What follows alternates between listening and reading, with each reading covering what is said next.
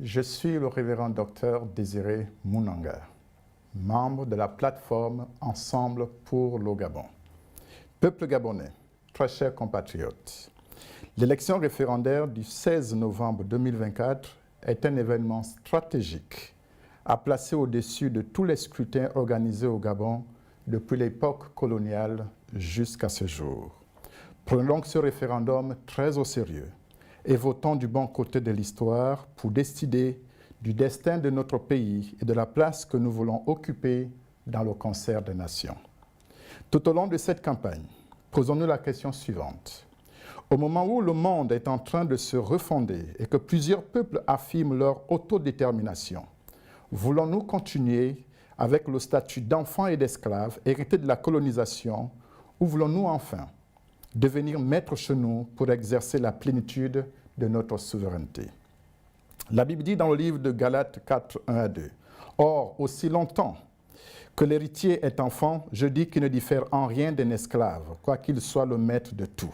Mais il est sous des tuteurs et des administrateurs jusqu'au temps marqué par le Père.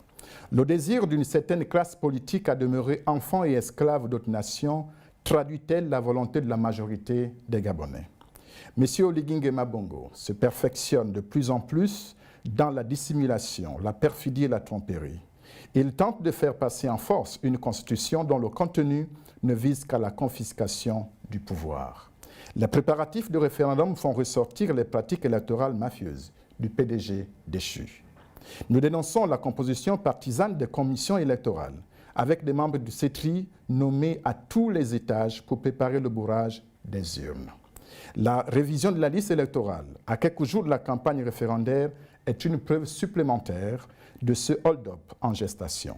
Depuis plusieurs mois, le général président, le CETRI, le gouvernement, les églises, la criée d'associations tribales nées pour soutenir Oligui Nguema Bongo sont en campagne en faveur du oui, avec l'argent du contribuable, exactement comme le faisait le PDG et ses alliés. Le CETRI et le PDG, c'est blanc-bonnet, bonnet blanc. Le CETRI est l'autre nom du PDG. Et Oligui, neveu de Mar Bongo, est un Bongo déguisé. Oligui Nguema Bongo commande le vote de oui au référendum. Mais en Mboué, il nous a révélé qu'il était tenu en laisse par le Conseil supérieur de la magistrature. S'il a peur des magistrats, qu'en est-il des militaires qui sont autour de lui? Et surtout, qu'en est-il des lobbies qui ont pris en otage la présidence de la République? Puisqu'il admet son aveu d'impuissance à gérer le Gabon, qui dirige finalement notre pays à l'heure actuelle?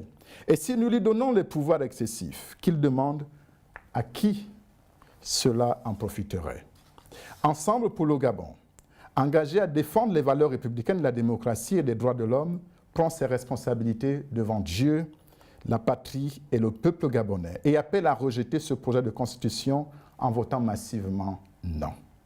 Inscrit dans la constitution que le peuple gabonais est porté par l'esprit du 30 août, c'est promouvoir la traîtrise et la déloyauté. Nous disons non. Non à l'inscription dans la Constitution de la célébration de cette date comme fête de la libération. Nous disons non à une Constitution qui donne l'amnistie aux auteurs du coup d'État du 30 août 2023 et à leurs complices. Nous disons non à une Constitution qui prône le septennat. Ensemble pour le Gabon, milite pour le quinquennat.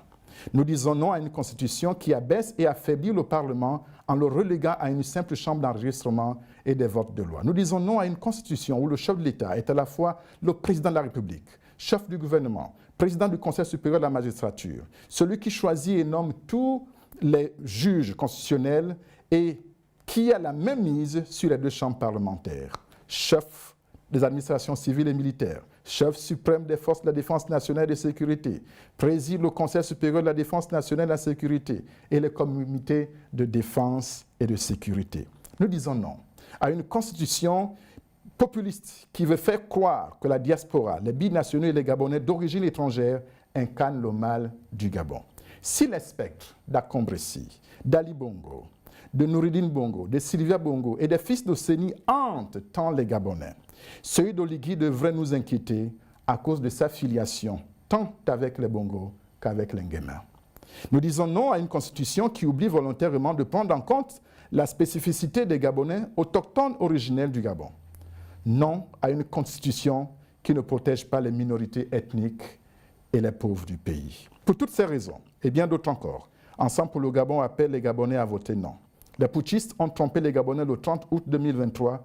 Ne nous trompons pas nous-mêmes le 16 novembre dans les urnes.